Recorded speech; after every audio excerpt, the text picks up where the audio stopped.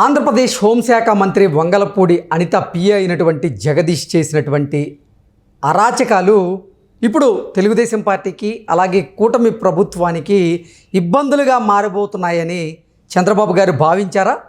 అందులో భాగంగానే చంద్రబాబు గారు హోంశాఖ మంత్రి వంగలపూడి అనితకి వార్నింగ్ ఇచ్చారా? వార్నింగ్ తర్వాతే వంగలపూడి అనిత తన పిఏ అయినటువంటి జగదీష్ మీద వేటు వేసిందా అంటే అవును అనేటువంటి సమాధానం ఇస్తున్నారు కొంతమంది రాజకీయ విశ్లేషకులు. ఈ నేపథ్యంలోనే ఇదే అంశం మీద మనం విశ్లేషణ చేసుకునేటువంటి ప్రయత్నం చేద్దాం. ప్రస్తుతం మనతో పాటున్నారు ప్రముఖ రాజకీయ విశ్లేషకులు, ప్రముఖ సీనియర్ జర్నలిస్ట్ దుర్గా వడ్లమణి గారు. వారితో మాట్లాడదాం. దుర్గా నమస్తే. నమస్తే అండి. దుర్గారు, ఆంధ్రప్రదేశ్ హోంశాఖ మంత్రి అయినటువంటి అనిత గారి పిఏ అయినటువంటి జగదీష్ గారు కొన్ని అరాచకాలు చేసినట్లుగా విస్తృత స్థాయిలో ప్రచారం జరిగినటువంటి నేపథ్యంలోనే ఇప్పుడు చంద్రబాబు గారు అనితకి వార్నింగ్ ఇచ్చినట్లుగా, చంద్రబాబు గారి వార్నింగ్ తరువాతే అనిత గారు తన పిఏ జగదీష్ మీద వేటు వేసినట్లుగా ఒక వార్త సోషల్ మీడియాలో చక్కర్లు కొడుతోంది. ఏంటి నిజంగా వేటు వేయడానికి గల కారణం ఏంటి? ఏం జరిగింది? అసలు జగదీష్ చేసినటువంటి ఆ అరాచకాలు, అవినీతి ఏంటంటే ఏం చెప్తారు? అసలు వంగలపూడి అనితని హోమ్ మినిస్టర్గా చేయడంలోనే చంద్రబాబు నాయుడు అంటే మంచి నిర్ణయం తీసుకున్నారని అప్పట్లో అనుకున్నారు అందరూ.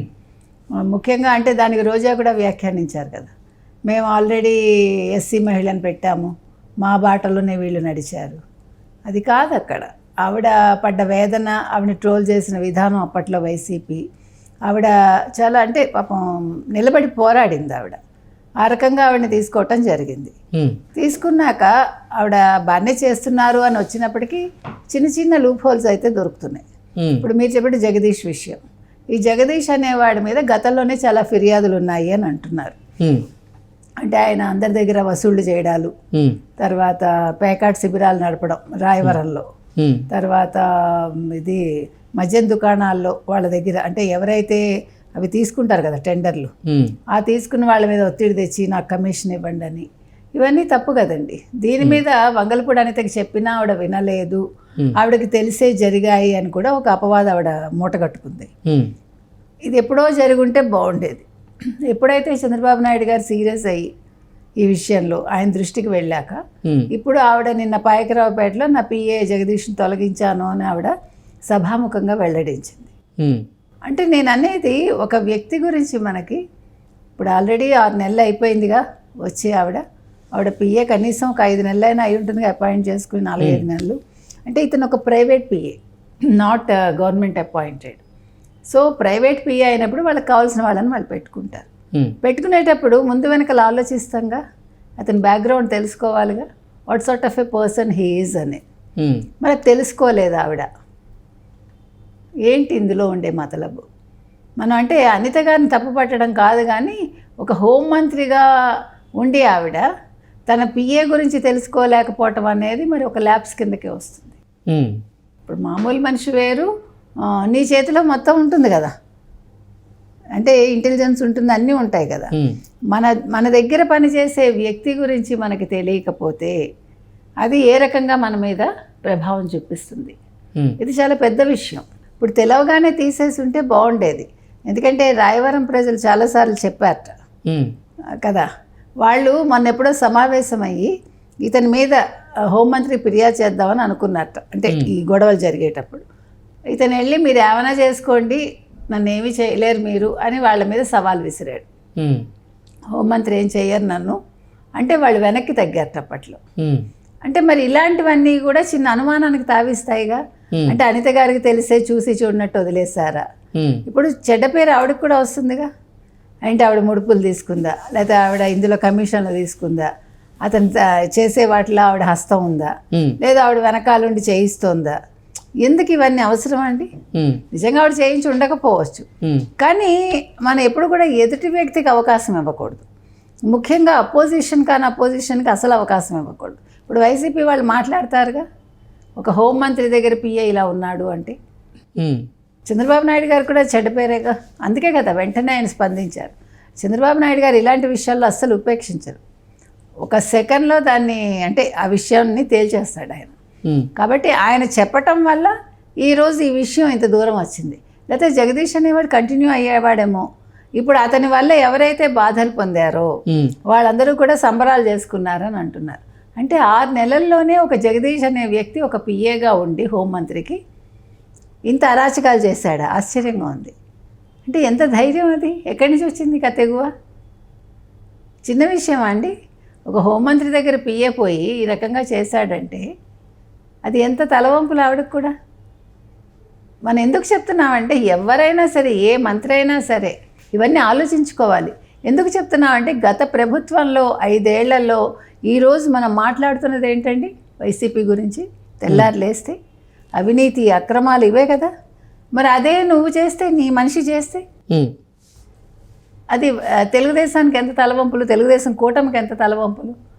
నేను అనేది అది. ఇప్పుడు ఇది ఒక ఎగ్జాంపుల్గా తీసుకుని మిగతా మంత్రులందరూ కూడా వాళ్ళ పిఏలు ఎలా ఉన్నారు? వాళ్ళు ప్రైవేట్ పిఏలు అంటే వాళ్ళకి కావాల్సిన వాళ్ళని పెట్టుకుంటారు కదా.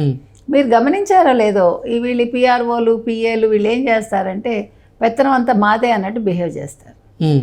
ఏదో పేనుకు పెత్తనం ఇస్తే తలంతా కొరిగిందని వీళ్ళు, అంటే వాళ్ళకి తెలియకుండా వీళ్ళు నడుపుతారంతా.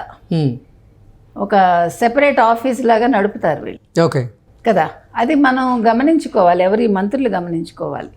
మీ దగ్గర వినయంగానే ఉంటాడు, మీ దగ్గర ఏవి తెలియనట్టే నటిస్తాడు, కానీ what he is doing or she is doing అనేది వాళ్ళు అబ్జర్వ్ చేసుకోవాలి. అంతా మేమేనండి, మీకు ఏం కావాలి చెప్పండి చేస్తాము, మేడందే ఉందండి, లేకపోతే సార్దే ఉందండి. మీరు ఈ డైలాగ్స్ వింటారు. మీరు ఒక మంత్రి పేషీకి వెళ్ళినప్పుడు మనం చూస్తాం ఇవన్నీ.